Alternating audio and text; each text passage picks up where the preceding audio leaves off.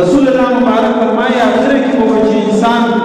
سال کو مسلمان وي مقام کافر وي مقام مسلمان وي سال کافر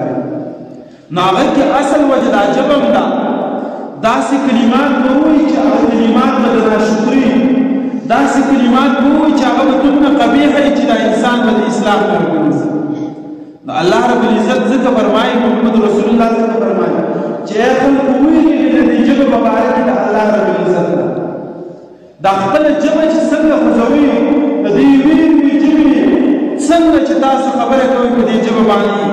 و غلط استعمالوي او استعمالوي رب العالمین په تاسو ته پوښتنه کوي او تاسو کوي دا داسې وخت نه چې دې ځای کې بس چې سوري په خپل عالمین وایي نه پتا باندې کرامن کاتبین ناس هغه ستاسو لیکل